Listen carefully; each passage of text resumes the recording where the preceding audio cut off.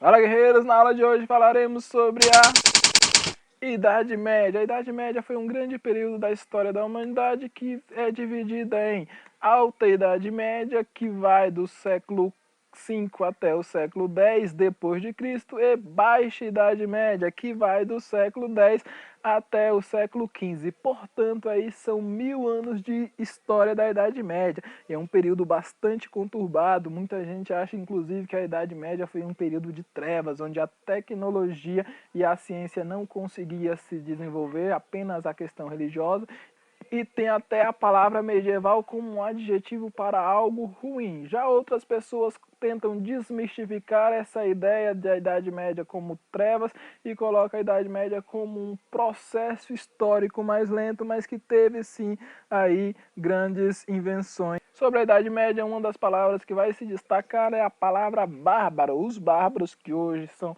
para nós, são pessoas aí violentas que não têm uma certa educação. Naquela época, os romanos diziam de todos aqueles estrangeiros que não falavam latim e que não tinham a mesma cultura, digamos assim, civilizada dos romanos. Atualmente, a nossa mídia também retrata os bárbaros, principalmente em histórias em quadrinhos, videogames e filmes hollywoodianos, como é o caso de Asterix e Obelix, H, também tem Thor e Odin e a mesmo Conan o Bárbaro.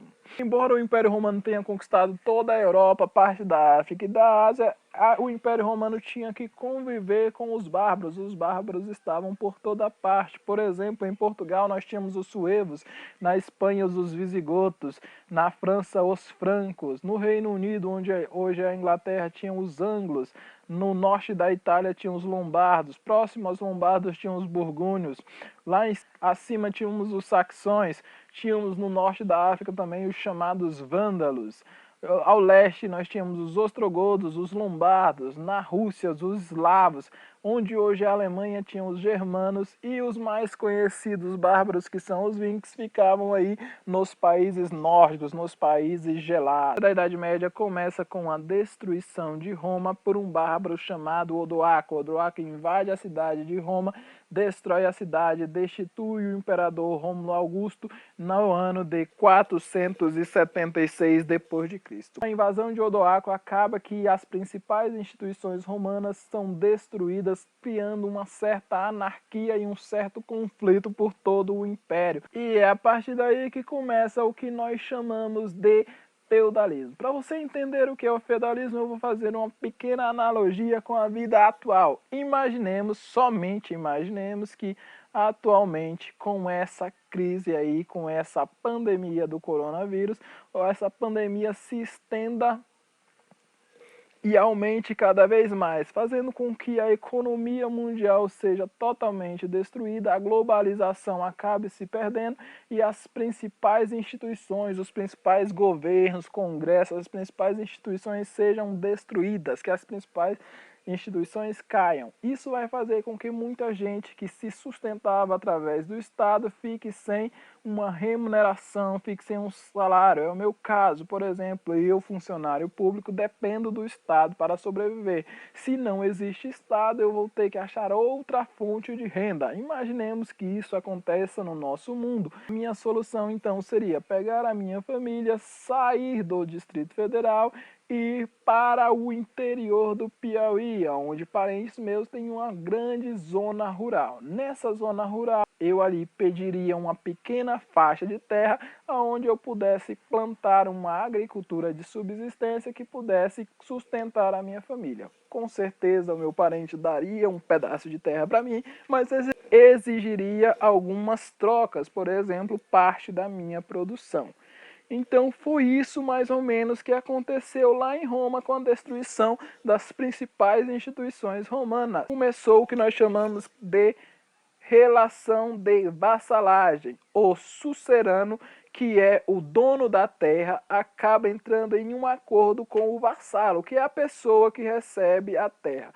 O sucerano ou senhor feudal daria a proteção ao vassalo e concederia parte das terras para o vassalo, e em troca o vassalo ajudaria o sucerano em caso de guerra e daria parte da sua produção para o sucerano. O vassalo poderia ainda, com a sua terra, dividir novamente a terra e fazer novas relações de vassalagem. Portanto, o vassalo poderia ser vassalo de um suzerano e suzerano de outros vassalos, até chegar ao servo, que era o mais fraco de todo o processo da Idade Média. O servo tinha grandes obrigações para com o seu feudal, por exemplo, a corveia. Na corveia, o servo era obrigado a trabalhar alguns dias para o senhor feudal nas terras do senhor feudal. Tinha ainda a talha, que era uma parte da produção do servo que ia para o senhor feudal. E tinha ainda as banalidades. Todas as vezes que o servo utilizava aí ferramentas e instrumentos dentro do feudo, ele tinha que pagar uma taxa para o senhor feudal. Lembrando que o sistema monetário não existia, então vai ser um período de escambo, ou seja, um período de troca. A produção é que era importante, não havia o dinheiro propriamente dito. Nosso feudo aí se destacava aí algumas propriedades, por exemplo, a casa do senhor feudal, que era o castelo. O castelo era uma fortificação extremamente poderosa, extremamente forte, uma fortaleza para impedir principalmente as invasões exteriores. Este é um período de conflito, é um período de muitas invasões, então o senhor feudal precisava de uma fortaleza para impedir as invasões. Também tínhamos aí a igreja, que era extremamente importante. A igreja católica tinha um poder religioso muito forte, então todos os feudos aí possuíam uma igreja e tanto o senhor feudal como os servos se diziam católicos. Por fim, bem mais simples, nós temos as casas dos servos. As casas dos servos eram bem mais simples e os servos geralmente tinham mais dificuldades durante principalmente o inverno. Ainda se destacava aí o manso senhoral, a plantação do senhor feudal, o manso comunal, que era comum ao senhor feudal e aos servos, e também o manso servil, que era onde o servo plantava para a sua subsistência, bem mais simples do que o manso comunal e o manso senhoral. E por fim, nós temos aí os instrumentos e as aparelhagens para aumentar a produção. É o caso do moinho, que foi inventado na Idade Média. A única instituição aí que vai sobreviver à destruição de Roma será a Igreja Católica. O Papa, que é o bispo da cidade de Roma, vai acabar tendo um grande poder, se tornando chefe da Igreja Católica, e a Igreja Católica terá um poder religioso, espiritual e terreno muito forte. Por exemplo, no ramo da cultura se destaca os chamados monges copistas. Eram monges que copiavam os livros que ainda restavam, os livros tanto religiosos como os filosóficos. E a Igreja Católica ainda é tida como a criadora das universidades. As primeiras universidades europeias foram feitas no ramo católico. No ano de 800 depois de Cristo se destaca aí a tentativa de restauração do Império, é o chamado Sacro Império Romano Germânico. É a tentativa de restaurar o Império Romano junto com a questão germânica. E quem vai se destacar aí é o imperador Carlos Magno. Carlos Magno vai ser coroado pelo Papa Leão III e vai difundir o catolicismo em suas terras. Ainda vai conseguir conquistar diversos territórios e vai incentivar diversos artistas. Após a morte de Carlos Magno, seus filhos não conseguem difundir o Sacro Império, que só conseguirá voltar no século X a XI com Otton I. No ramo da arte, nós temos a chamada arte românica. São edificações extremamente grandes, chamadas até de Fortaleza de Deus. As igrejas eram geralmente muito parecidas com castelos, eram simples, feitas principalmente por monges, eram horizontais e baixas, não tinham altura muito grande.